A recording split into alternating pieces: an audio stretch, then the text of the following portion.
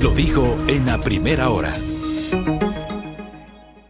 Muy bien, 6:40 en la mañana, gracias a nuestra generosísima audiencia, como siempre conectados muy temprano en la mañana. Qué frío que está haciendo en Quito, ¿ah?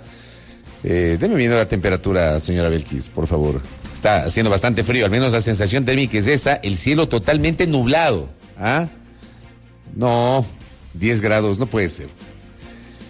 Yo creo que he estado siquiera unos 6 o 7 grados, pero acá los termómetros son medio locos. Póngame la gráfica que envió el ingeniero Carlos Páez Pérez de cómo amanece la zona del Batán. Vea. No es Londres. No es Londres, es Quito. La zona del Batán, así amanece como esta gráfica que me envió el ingeniero Carlos Páez, que da cuenta de cómo amanece el norte de la capital de los ecuatorianos. Gracias, don Robert. Por acá, totalmente nublado. Hacia el sur no se ve nada, totalmente nublado el cielo. ¿Quién entiende el clima de Quito? Bueno, querida audiencia, como siempre, gracias por conectarse con nosotros a través de nuestras plataformas digitales en Facebook, en YouTube. Estamos transmitiendo en TikTok. Saludos cordiales para los tiktokeros que están conectados con nosotros. Por cierto, nuestra tradicional señal de radio Sonorama en prácticamente todo el territorio continental ecuatoriano, y también nos pueden escuchar a través de la internet por www.sonorama.com.es. Bueno. A ver, mostremos el comunicado del Ministerio de Educación, Roberto Carlos, para nuestra audiencia que nos sigue de modo telemático. Vamos a mostrar ahora mismo el comunicado que emitió ayer el Ministerio de Educación. Viceministerio de Educación contará con nueva autoridad, nos informaron ayer en horas de la tarde. La mañana de ayer, miércoles 28 de septiembre, la señora Alexandra Cárdenas, que ocupaba el cargo de viceministra de Educación, presentó su renuncia irrevocable al cargo ante la ministra de Educación, María Abraham Pérez. Su renuncia fue aceptada por la primera autoridad educativa y en el transcurso de los próximos días daremos a conocer su reemplazo dentro de esta cartera de Estado. El Ministerio de Educación de esta manera garantiza un trabajo conjunto. Esa es la parte que más me llama la atención del comunicado, la última parte. El Ministerio de Educación de esta manera garantiza un trabajo conjunto a favor de niños y adolescentes para que reciban una educación de calidad y calidez enmarcada en las políticas educativas del gobierno nacional. Vamos por partes, gracias, don Robert. Vamos por partes. Esta tercera parte del comunicado, de alguna manera yo pregunto públicamente a las autoridades del Ministerio de Educación, es un reconocimiento implícito de que cometieron un gravísimo error al designar a semejante personaje para ocupar un cargo de la envergadura de un viceministerio, o sea, la segunda de a bordo después de la ministra. El viceministro o viceministra de Educación es él o la segunda o segunda de a bordo del Ministerio de Educación, después de la ministra María Brown. Porque dice, o sea, el comunicado dice esto, que con la renuncia de la señora en cuestión se garantiza un trabajo, dice conjunto, ¿qué me dicen por acá? A ver, ya. Que con al menos yo lo interpreto así, pues porque está en el mismo comunicado. Luego de que informan de la renuncia con el carácter irrevocable. Primero, que no sabemos si le pidieron la renuncia o la señora renunció presionada por las circunstancias. No sabemos. Se habla de renuncia irrevocable. Y luego dice, tras la renuncia, que con ello el Ministerio de Educación garantiza un trabajo conjunto a favor de niños y adolescentes para que reciban una educación de calidad y calidez enmarcada en las políticas educativas del gobierno nacional. Que alguien me explique. O sea, el Ministerio de Educación reconoce implícitamente que se equivocó al elegir a la mencionada señora como viceministra de Educación. Que digamos, luego de que apareció en la fotografía, creo que nadie sabía que era funcionaria del gobierno, aparece en la fotografía junto al presidente y un grupo de mujeres, autoridades y también legisladoras durante la jornada del pasado martes en el Palacio de Carondelet. Y ahí pues donde nos enteramos, nos desayunamos que la mencionada tuitera, conocida justamente por su comportamiento en Twitter, ha sido viceministra de Educación. Y le empezaron a stalkear todo lo que había publicado en su momento en Twitter, que era una cosa de locos, ¿no? Una cosa de locos. Entonces, como decía el colega Daniel Romero Páez, colega periodista y amigo, es un caso de estudio el de la viceministra, ¿no? Una persona que, revisando sus redes sociales, destilaba un odio, pero a raudales. y era un poquito lo que yo decía ayer en la mañana en el comentario, que hay que pensar un poquito antes de publicar. Y si usted va a ser autoridad, por lo menos administre un mínimo de coherencia. Si tanto renegaba de la educación pública porque le parecía que era un desastre y que mejor era la educación privada, porque ese concepto manejaba la mencionada señora, no acepte pues un cargo en un ministerio que justamente es el rector de la política pública en el área educativa. ¿No les parece? O sea, son de una incoherencia. Hay gente que es de una incoherencia que además demuestra que es muy fácil teclear o muy fácil coger el celular y escribir cualquier tontería. Y de pronto se desdicen de lo que durante largo tiempo renegaron en las redes. Así es esta gente. Entonces, claro, le duró 19 días el cargo de lo que se conoce. 19 días hasta que tuvo que renunciar. Pero claro, aquí también hay algunos elementos para la reflexión. Porque yo me imagino que el gobierno decide prescindir de la mencionada funcionaria. Me imagino, digo. Porque el comunicado del ministerio dice, presentó su renuncia irrevocable. Lo que no sabemos es si le pidieron la renuncia o si ella decidió renunciar voluntariamente sin que necesariamente le haya pedido a la ministra Brown. Pero claro, revisan Twitter para sacar ministros y no para ponerlos. Porque está claro que la señora se fue por eso. La señora se fue por eso. ¿Haya o no renunciado? ¿O le hayan pedido la renuncia? ¿Ya? La señora se fue por eso. Un personaje que termina siendo polémico, y perdónenme, estas cosas no pueden pasar de agache. No es menos importante lo que estoy abordando en este momento. Porque en la vida no solamente hay que ser, sino parecer. Y por supuesto, los tweets o los comentarios de la mencionada señora eran públicos, publicados en las redes. El gobierno sabía perfectamente cómo pensaba. Entonces, no entiendo cómo designan como funcionaria de una cartera, como la cartera de educación, en un rango no menor, sino un rango del nivel jerárquico superior, el rango después de la ministra de Estado, de la ministra de Educación, a un personaje que destilaba odio contra la educación pública. Moraleja, entonces, revisen primero las redes antes de contratar a determinados personajes que se pasan por la vida destilando odio y renegando del manejo de la cosa pública, de las instituciones públicas. ¿No les parece? ¿Ah? ¿No les parece? Y por supuesto, si usted, querido amigo, amiga oyente internauta, tanto odia al sector público, tanto odia la educación pública, tanto odia el servicio público, no acepte trabajar en el sector público, pues tenga un mínimo de coherencia. ¿No le parece? Pero son de manual. Hay algunos personajes en este país que son de manual. Tremendo.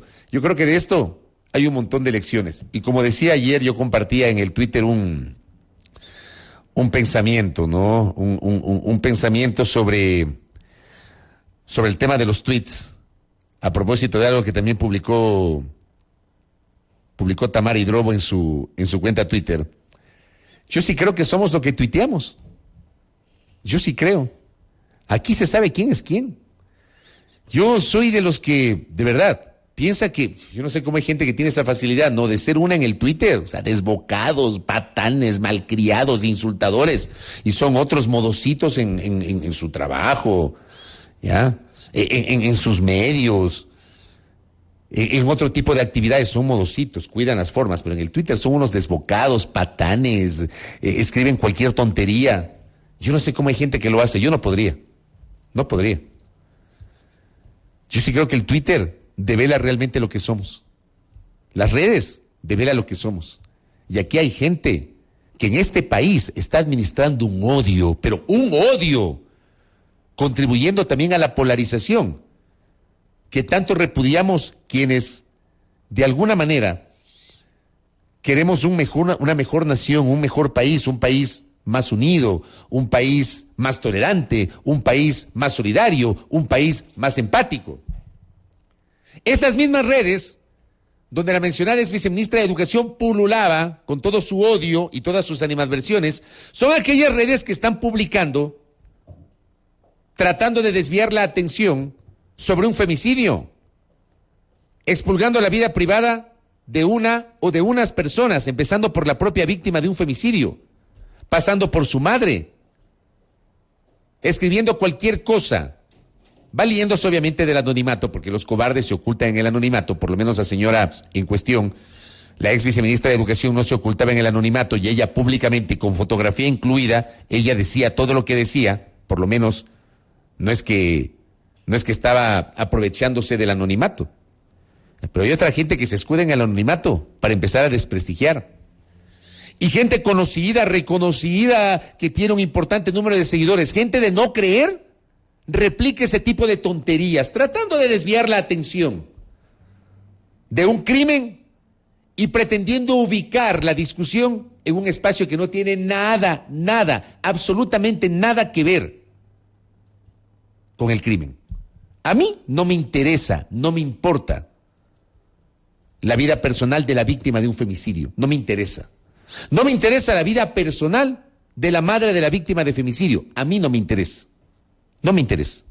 A mí me interesa, como periodista y como ciudadano, que se esclarezca este delito. Y por ahí debe ir la discusión. Pero resulta que hasta en chat de periodistas, yo ayer llamé la atención en uno de ellos, hay colegas que empiezan a replicar ese tipo de cosas. No nos desviemos. No nos desviemos. Tengamos un mínimo de coherencia y un mínimo de empatía. Pero eso es lo que pasa en las redes. ¿Ah? Eso es lo que pasa en las redes. Bueno. A ver, ¿qué más tenemos hoy? Hay un tema que a mí se me quedó en el tintero esta semana. Con tanto que hay que hablar, se me quedó en el tintero. Y es el caso de Leonidas Issa. El martes creo que fue esto, ¿no? El lunes. Una jueza de la Tacunga declaró la nulidad del proceso judicial que iniciaron contra el presidente de la CONAIE, Leonidas Issa Salazar. Yo quiero plantear lo siguiente, porque hay que ubicar las cosas en su debida forma.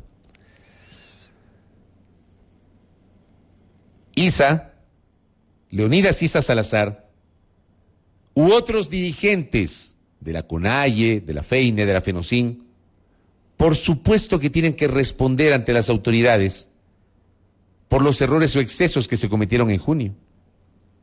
Porque no me digan a mí que no hubo excesos, pues, en el curso de las protestas de junio. Que lo hemos abordado un montón de veces con ustedes.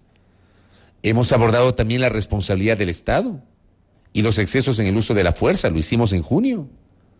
Les mostramos a ustedes en este espacio, aquí, en este noticiero, les mostramos los excesos de la policía con manifestantes. Hubo, por ejemplo, una imagen, un video de aquel viernes cuando desalojaron a los indígenas de la Casa de la Cultura. Ustedes deben recordar. Un colega periodista comunitario estaba transmitiendo en vivo, periodista comunitario, pero claro, como tenía poncho y estaba con un celular, le cayeron 3 policías y eso fue grabado en vivo por el colega periodista comunitario, porque tenía poncho. Lo maltrataron, lo agredieron, le metieron patada y puñete, grabado. Eso les mostré yo a ustedes en junio, para demostrarles los excesos de la fuerza pública. Pero por otro lado, no nos engañemos, pues, querida audiencia.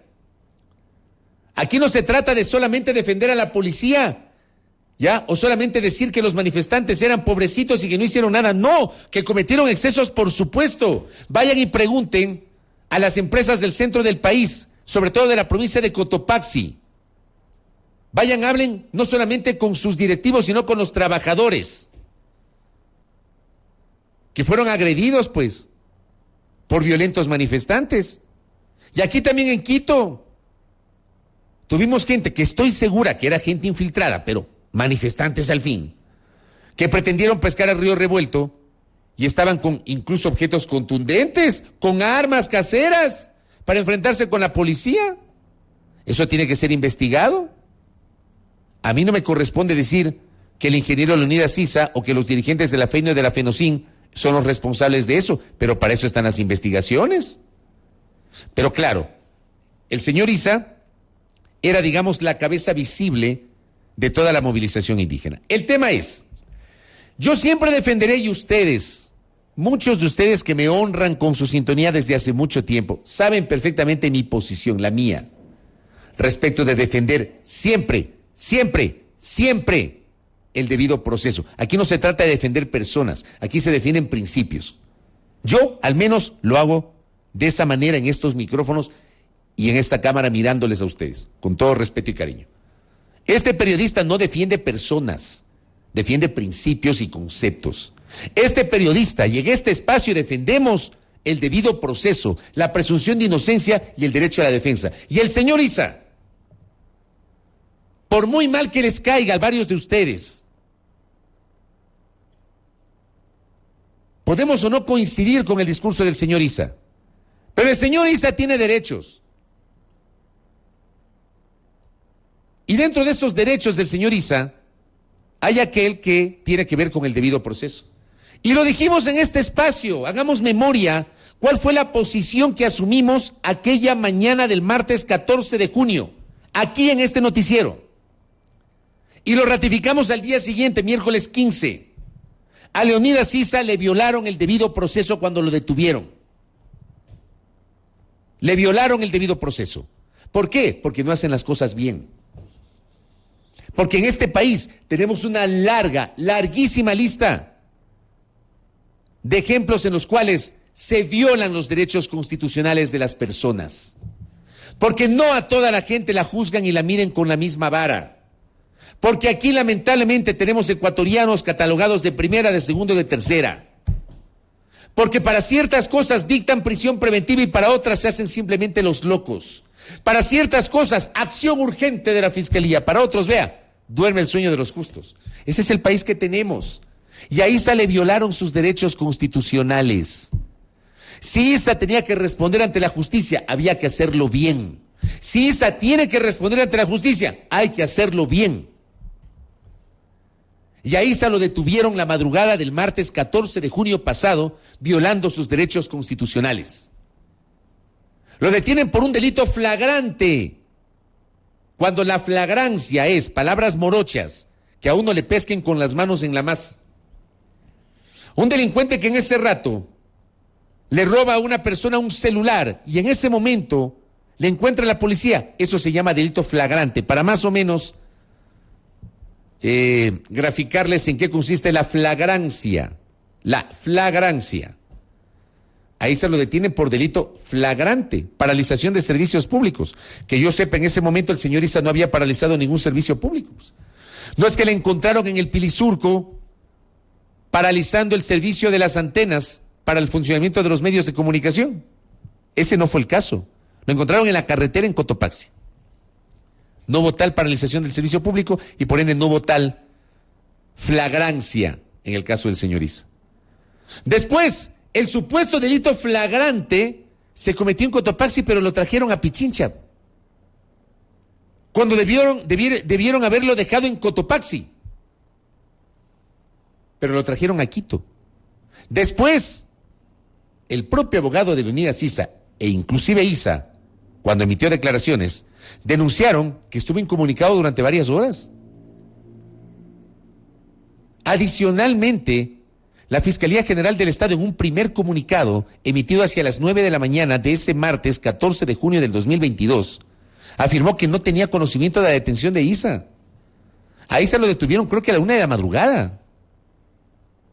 Y hasta las 9 de la mañana la Fiscalía en un comunicado público, perdóneme, pero ahí está el comunicado. No es invento de este periodista ni interpretación, ahí está el comunicado.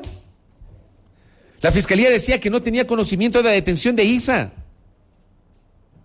Recién después de 2 horas, como a las 11 de la mañana, 10:30, 11 de la mañana, aparece el comunicado de la Fiscalía confirmando la detención de Issa. ¿Y saben qué hizo la Fiscalía? Señores, ok, está detenido, pero el señor tiene que ser trasladado a Cotopaxi. Pero lo trajeron a Quito. ¿Y cómo lo trasladaron a Cotopaxi? En helicóptero. Y hay esa imagen emblemática del helicóptero de Fuerzas Armadas que estaba en la cancha de fútbol de la del Colegio Militar Eloy Alfaro, acá en La Orellana y Amazonas, y se lo ve el único poncho rojo a la distancia, rodeado de un montón de uniformes verdes, que también les mostramos a ustedes en este espacio.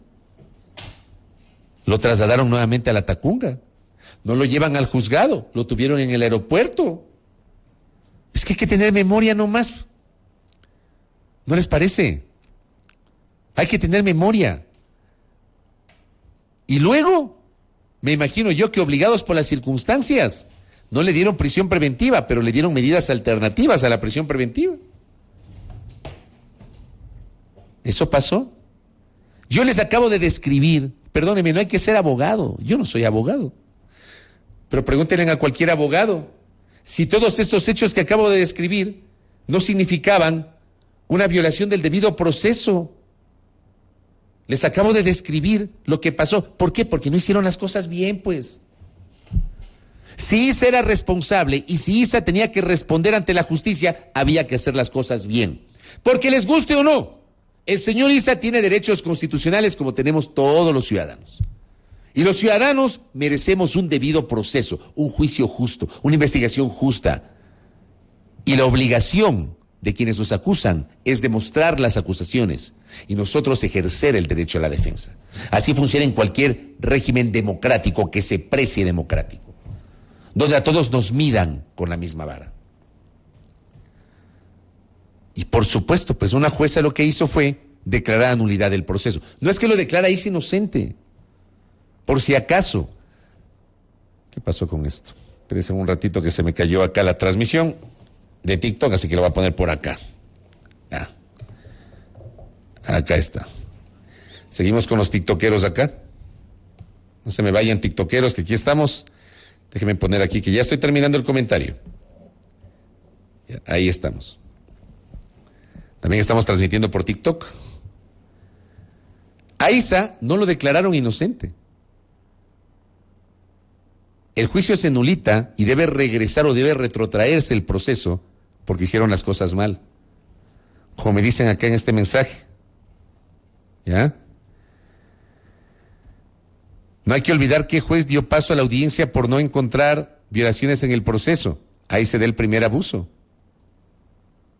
Cuando le dictan, cuando le dan las medidas cautelares alternativas a la prisión preventiva. Dieron luz verde a la forma como lo detuvieron de una ciudad a otra incomunicado. Entonces, que se entienda lo que estoy diciendo. A mí no me corresponde decir, y no lo voy a hacer, que no soy juez, que el señor Isa es culpable e inocente. El debido proceso implica que luego de una investigación adecuada, cumpliendo todos los presupuestos constitucionales, un juez determine la inocencia o ratifique la culpabilidad de una persona. Y si hay una culpabilidad, bueno, ahí están las leyes. Y las leyes sirven para sancionar con el máximo rigor como corresponde. Pero aquí, claro, aquí se juzga y se gobierna y se toma decisiones con base en las tendencias de las redes, con base en lo que dicen algunos iluminados. Y por supuesto hay jueces que compran los argumentos, digo. Hay jueces que compran ese tipo de argumentos, presionados por las circunstancias, por la presión mediática que existe, por la presión política que existe. Entonces yo reflexiono sobre esto, querida audiencia. Yo les invito a reflexionar, porque ¿saben qué? Si como sociedad empezamos a entender en serio la importancia del debido proceso, la importancia de respetar los derechos constitucionales, les prometo que vamos a tener una mejor sociedad y una mejor justicia. El momento que como sociedad exijamos que los operadores de justicia, sin temor ni favor, nos usen a todos y nos miran a todos con la misma vara.